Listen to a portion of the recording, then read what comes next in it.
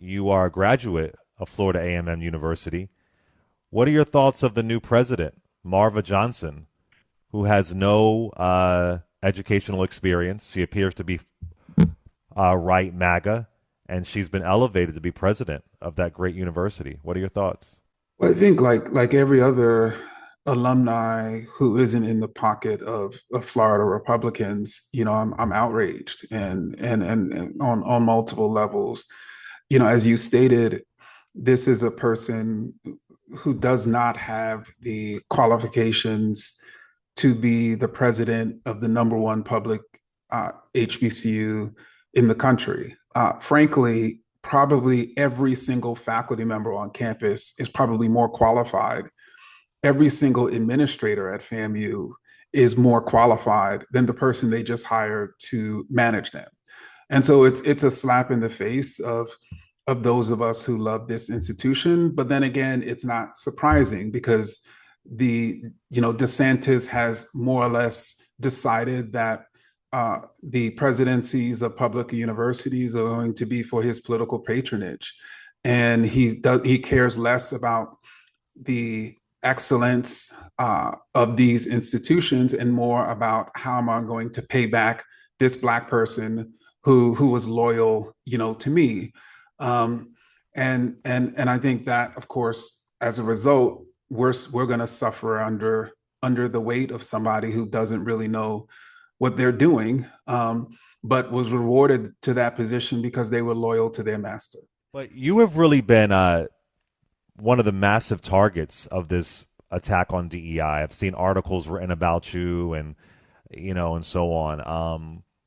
What are your thoughts on what's happening right now? Your name often comes up on the right, and there's policies going into place to ban thoughts like yours and books like yours. I know people who've already lost their jobs. What are your thoughts on this war on DEI and you being public enemy number one, if you will? Well, when as you know, when it's hard for these folks to actually engage in an intellectual exchange and actually present evidence that undermines your position, instead they try to undermine your legitimacy, they try to undermine your reputation, they try to make you into a boogeyman, they try to make people fear you, so other people who haven't read you or who don't know you will essentially won't.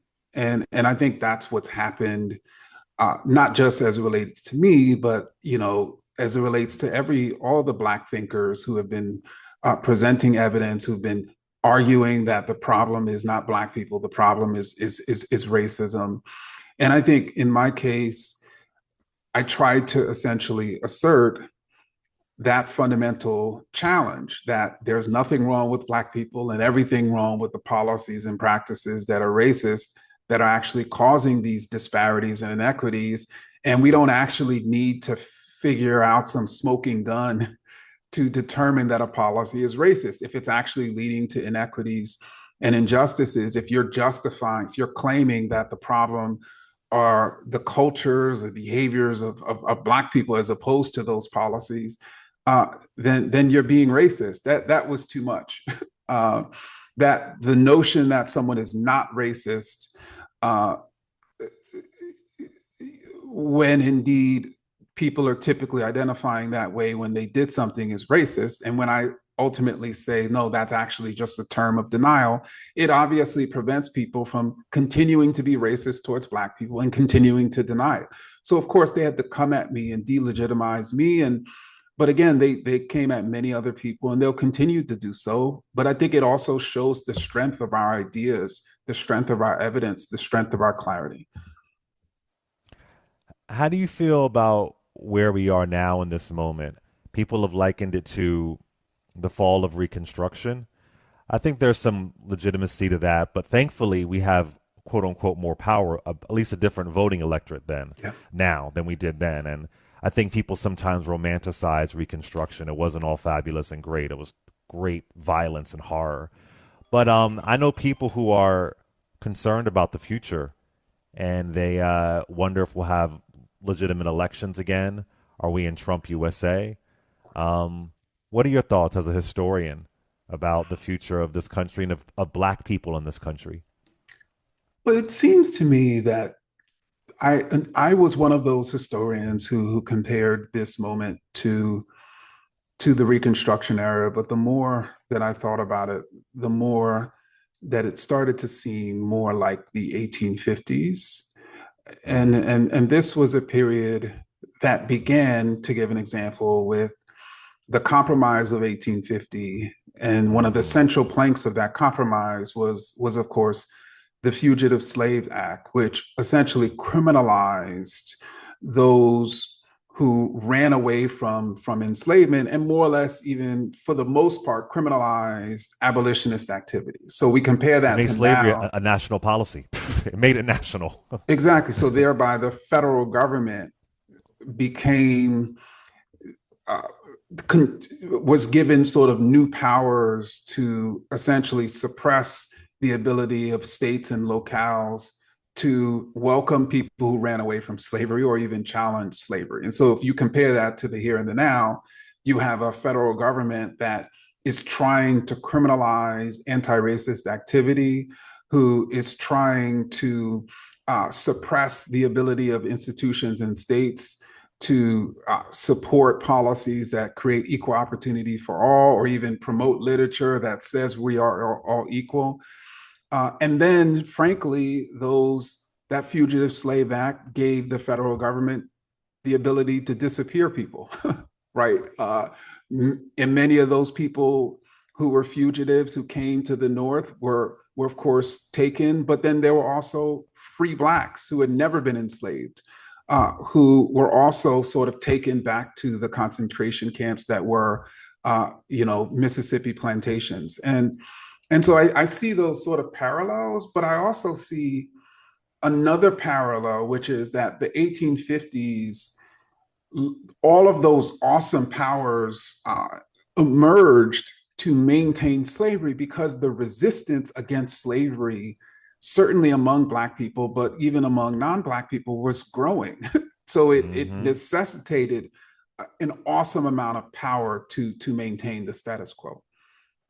Mm. Uh, Before you go, I do want to ask you.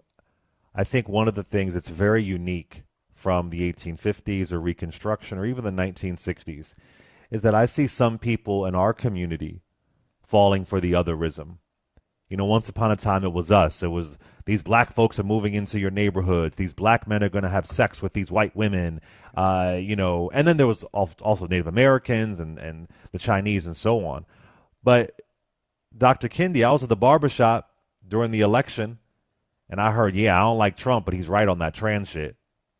I've heard people say a lot of anti-immigrant sentiments, and I'm like, you're falling for the same bullshit that poor white folks fell for during Bacon's Rebellion, or even Lyndon B. Johnson talking about you pick a white man's pockets, blame it on a quote unquote colored man. There's some Southern Strategy 2.0 tactics that's impacting our community. That really scares me. Whether or not they'll vote for the GOP, that's different. But they just may not vote at all. And it appears Democrats, black or white, don't know how to combat it. What are your thoughts of the otherism working within our community? How do we fight back against that?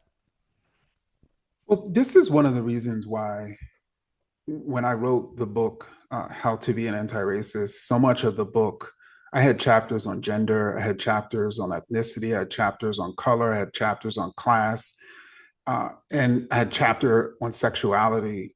And the reason being is because you can't really understand the history of racism or even the operation of racism without understanding how it intersects with sexism, with classism, with homophobia and transphobia, and with and the way that that happens, at least as it relates to Black people, is I don't think Black people fully understand, nor have we been taught how uh, us as Black people sort of trafficking in sexist or homophobic, let's say, ideas and policies ultimately ends up harming us.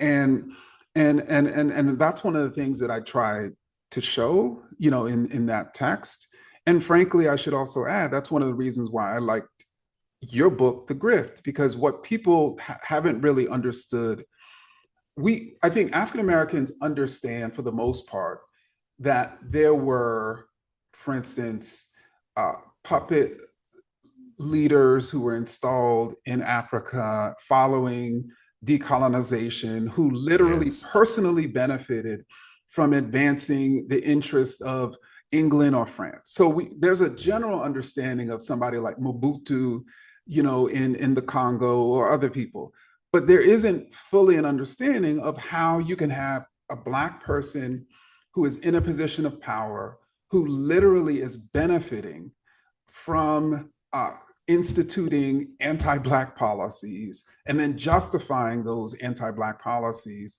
with anti-Black ideas. Partly because we've been told this narrative that the only people who benefit from anti-Black racism is white people, because we've only thought in a group sense. We haven't thought in an individual sense. How, yes, generally speaking, white people could benefit, but there could also be individual Black people, Yes. like the person who was literally appointed to be the next president of FAMU, who could benefit personally from anti-Black racism. And then, anyway, so I think that that's why we have to have a much more sophisticated understanding of how you can have an individual Black person benefiting from contributing to anti-Black racism, just as you can have an individual Black person who's saying all these sexist ideas that ultimately come back to harm them.